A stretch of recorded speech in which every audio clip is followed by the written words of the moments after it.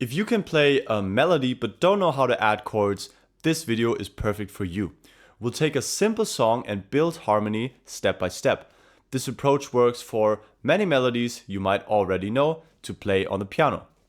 So let's play a melody with our right hand, and we'll take the melody of Oh When the Saints Go Marching In.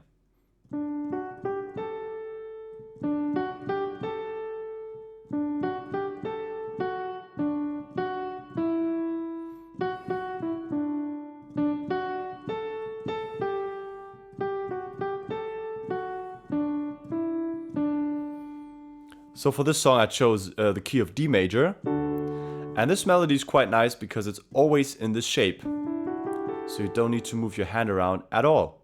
So once you play this melody and you think, yeah, okay, it sounds quite basic, and really playing piano I have two hands, I want to use both hands, and also I have more than one finger on each hand, so I want to do more and add some chords.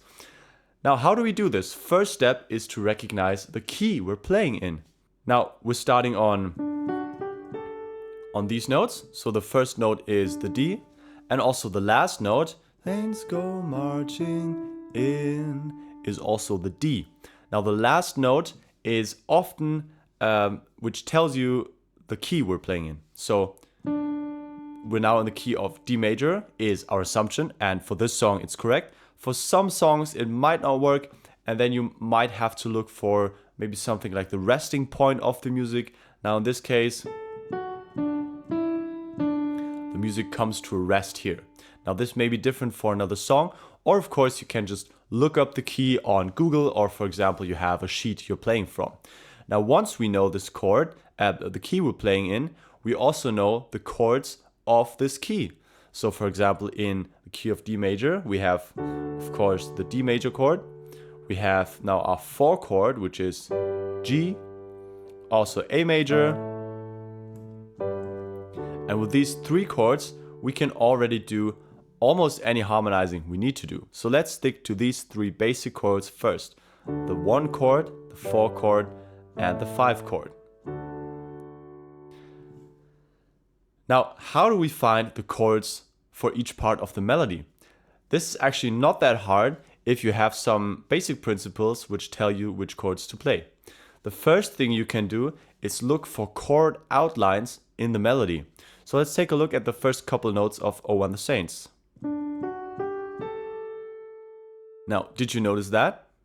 Now let me hold down the keys that I was playing. You see, we end up with a D major chord, except for this G, which is just a little passing note. So the melody is simply a D major chord, and it's telling us that. And we do this 3 times, and we go back down. You see it's still all D major, and then we go to the E.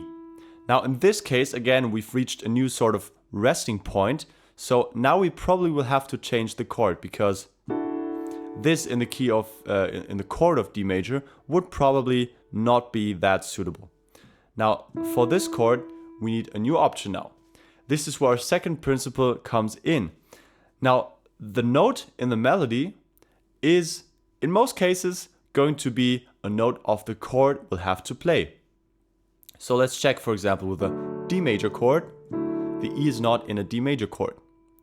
Now let's check our 4 chord, G major, or here in root position. You can tell that E is also not in the chord of G major. So let's check our 5 chord now.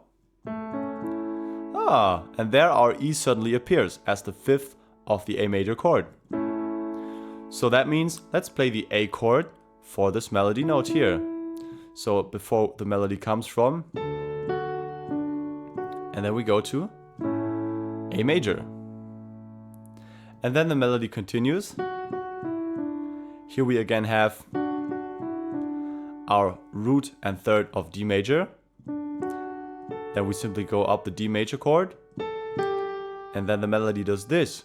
Again, a new resting point. Figure out which chord is this note included in. For A it's not. For G it is. It is the root of the G chord. So here we'll go to G. Then we alternate once, and then we go back to the A. Now we're gonna have to switch for the D major chord because the melody is going to do this. Then the melody goes to the second here, one more time. And remember, last time we used the A major chord. And then the melody goes back down to the D, so we'll play the D major chord. Now there's only one thing left to do once you know these chords. We have to apply them and combine them with the melody, of course. So our third principle here is to play the melody on top of the chords. So that means when the melody goes up like this, and we want to play a chord for the A here, for example, then we have to find a chord shape that sits below this melody note, which is very simply the root here. For example, if I wanted to play the D major chord on the first note of the melody, I would have to do this. Because now I'm using the first inversion D major, so that the melody sits on top of the chord. And then you can add the left hand each time you play the chord. For now, let's play the beginning of the melody without a chord, and then add the D major chord on the top note. Repeat this. One more time. The melody continues. Now comes our A major chord. And we play like this. Now you already know for the next melody note of the D, we need the first inversion D major. Then we continue with the melody. And here, we can do something cool where the G chord comes on the 1, but the melody is still not there actually, but we already need the new chord. So we'll play this little suspension note and then simply go to the full G major chord again in first inversion here. Do this little alternation and then D major, again A major, and first inversion for the last melody note in D major.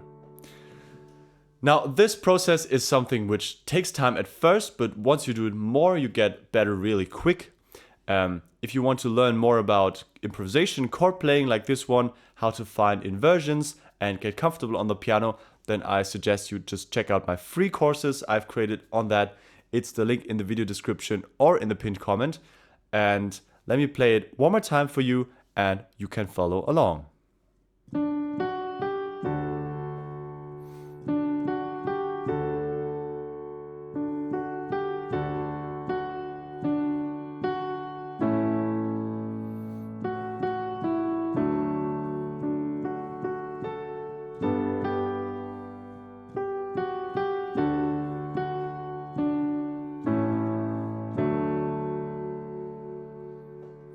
So give this video a like if you enjoyed it, subscribe to my channel if you want to see more like it in the future, and I'll see you guys again in the next lesson.